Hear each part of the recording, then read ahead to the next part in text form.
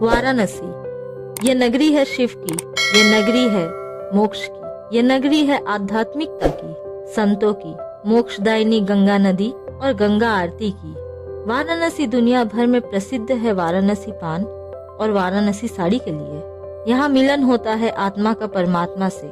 यहाँ की गुलाबी सर्दी में घाटों में बहती हुई जल की धारा और उसमें प्रज्वलित दिए, धूप धुना और चंदन की खुशबू में लिपटी हुई हवाएं, चिताओं से आती हुई गर्माहट को धारण करके प्राचीन काल से स्थित है वाराणसी। वाराणसी में आपको भोलेनाथ के दर्शन मिले या ना मिले, लेकिन उनके होने का एहसास आपको जरूर मिलेगा। शाम तो आपने बहुत ही देखी होगी, लेकिन ऐसा दिलकश नजारा और ऐसी भव्य संध्या आपको सिर्फ वाराणसी में ही देखने मिलेगी। गंगा पूजन तथा गंगा आरती के बाद गंगा में प्रदीप प्रवाह करने की एक रीत है। यहाँ उसी की तैयारी की जा रही है। बनारस की मनमोहक सुबह का जिक्र तो आपने बहुत ही सुना होगा, लेकिन शाम में बनारस की भव्य सौंदर्य का चित्र आपने कम ही देखा होगा। तो चलिए आज करते हैं एक शाम बनारस के नाम।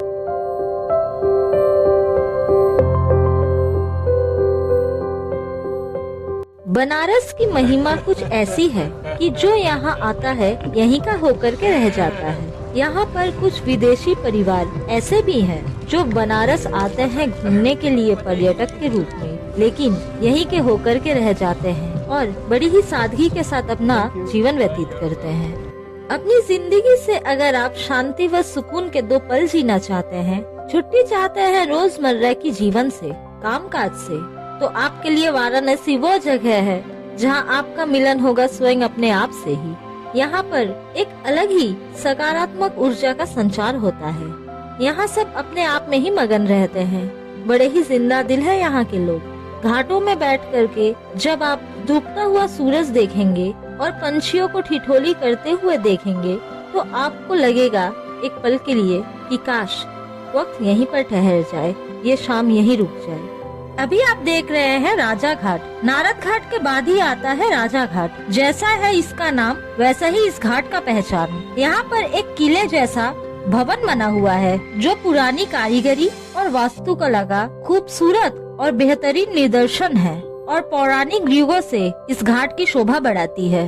यहाँ पर एक बुजुर्ग व्यक्ति बड़ी प्यारी सी मुस्कान के साथ अपने कला का प्रदर्शन कर रहे हैं। पहले तो हमें समझ नहीं आया कि ये क्या है, लेकिन उनके दिखाने पर समझ आया कि यहाँ एक एल्युमिनियम धातु से बने हुए तार है, जिनको अलग अलग आकार में एक साथ जोड़ा जा रहा है, वो भी सिर्फ एक रिंग के माध्यम से। ये दिमागी कला का नायाब प्रदर्शन है जो हमें नारद घाट के बाद राजा घाट में देखने को मिला। तारों के टुकड़ों के अलावा भी छोटे छोटे सिकड़ियों को भी जोड़ करके यहाँ पे दिखाया जा रहा है। सिर्फ एक रिंग के माध्यम से इन्हें जोड़ा जा रहा है। घाट पे ऐसी कई नायाब दिमागी कला का निदर्शन देखा जाता है। बहुत खूबसूरती से अपने कला का प्रदर्शन करने का तरीका यहाँ हमने देखा है। जिन चीजों को हम बेकार भगाड़ समझ करके फेंक देते हैं, सोचते हैं ये तो हमारे किसी भी काम की नहीं, यहाँ उन्हीं चीजों को काम लगा करके कई चीजों को तैयार किया जाता है। दिमागी कला और तकनीकी चतुराई का उदाहरण है ये, जो कि हमें काफी पसंद आई। यहाँ घाटों पर अलग अलग आकार व रंगों की मोती की माला, रुद्राक्ष की माला और छोटे बड़े मुंड माला बहुत खूबसूरती के साथ सजा करके बेचा जाता है, जो कि अलंकार के स्वरूप में आप चाहे तो खरीद सकते हैं। काफी खूबसूरत लगता है। यहाँ पर एक बच्चा फूलों से सजे हुए कुछ दियों के साथ बैठा हुआ एक छोटे से पपी के साथ खेल रहा है। यहाँ की सबसे खास बात ये है कि यहाँ पर रास्ते के पशुओं के साथ कोई अत्याचार नहीं होता, मारा या भगाया नहीं जाता, बल्कि उनके साथ भी बड़े प्यार से व्यवहार होता है। यहाँ घाटों में ठहरी हुई नाव की एक अलग ही दास्तान है। ये नाव एक घाटों से दूसरी घाटों में लेकर के जाती है। दिन में गंगा नदी के उस पार भी लेकर के जाती है, लेकिन शाम को नाव इंतजार करती है अपने गंगा आरती देखने वाले श्रद्धालुओं की, क्योंकि गंगा आरती देखने का भव्य नजारा नाव में बैठ करके ही मिलता है। वाराणसी के गुलाबी ठंड में विदेशी पंछी का आगमन होता है।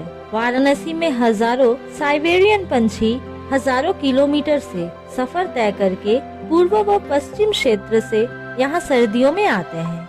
नवंबर से फरवरी तक के महीनों में ये पंछी यहाँ गंगा घाट पे ही रहते हैं और अपना वंश विस्तार करते हैं। गर्मियों के मौसम आते ही ये अपने बच्चों के साथ वापस लौट जाते हैं। ये पंछी बनारस घाट की शोभा बढ़ाते हैं और पर्यटक का आकर्षण का केंद्र भी रहते हैं। बनारस की शाम अलौकिक है। सूरज की लालिमा में लिपटी हुई शाम अपने बसेरे में वापस लौटते हुए चहकते पंछी से गूंजती हुई आसमान, गंगा नदी में बिखरा हुआ रंग बिरंगी नाव और पौराणिक कहानियों को अपने आंचल में समेटे हुए घाट, चारों ओर लोगों को बैठ करके वक्त बिताना, सब कुछ मिल करके एक भव्य नजारा का प्रदर्शन करता है।